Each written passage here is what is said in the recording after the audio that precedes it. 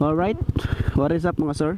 So, we are here now in Katayngan, Masbate. So, babiyahe tayo ngayon pa Masbate City kasi bago matapos ang taon maglo-long ride tayo mga sir, going to Cavite. So, ayun. So, prepared naman yung motor natin mga sir.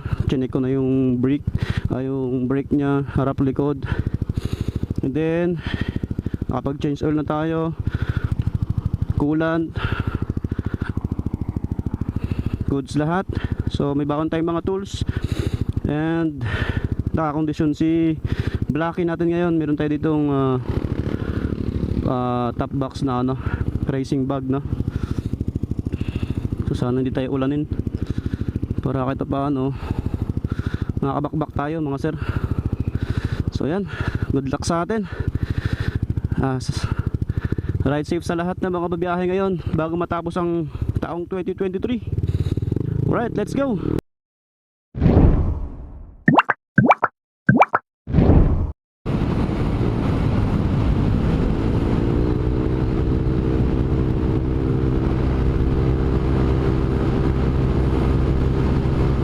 May nahabol kasi tayo mga kasama mga sir.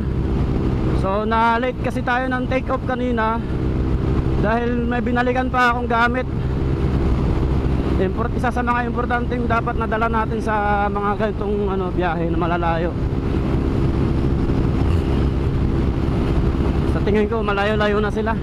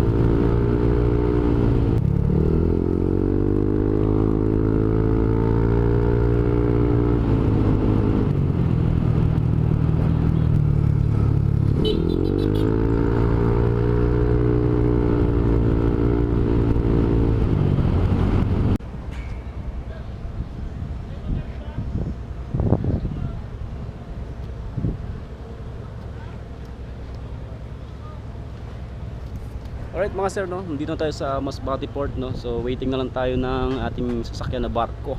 Alright, so good luck sa atin mga sir.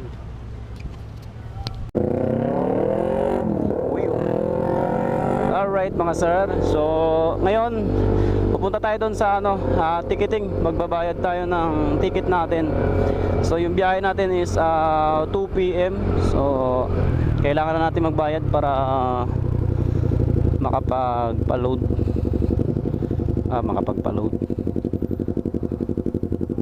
So ayun mga sir, sasakay na tayo sa barko dito sa biyaheng Lucena. Biyaheng Lucena tayo mga sir.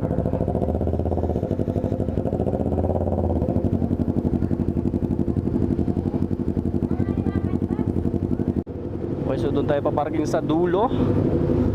Parking daw muna natin yung motor bago magbayad.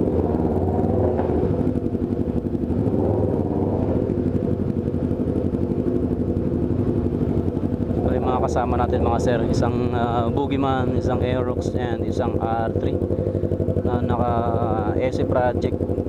Solid yung tunog.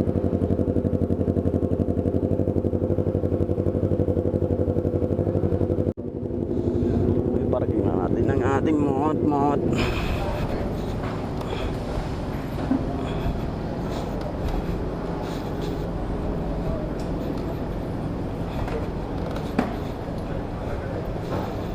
Okay na po ito, sir? Po?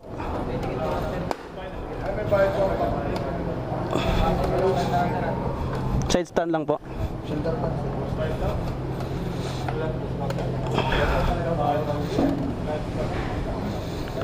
Okay.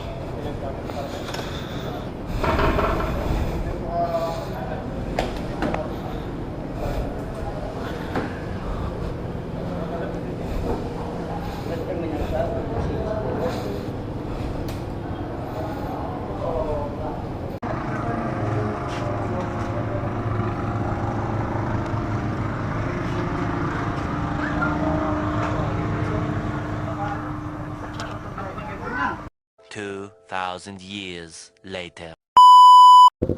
Alright mga sir, so nakuha na pala tayo ng barko, no? Nali tayo mag-record kasi di agad natin salpak yung SD card. So ayan. So 15 hours yung biyahe natin sa barko mga sir, no?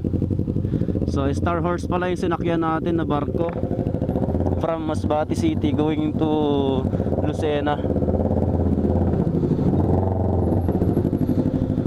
So ngayon baka mag-almusal muna kami dito. Hanap muna kami ng dito, mga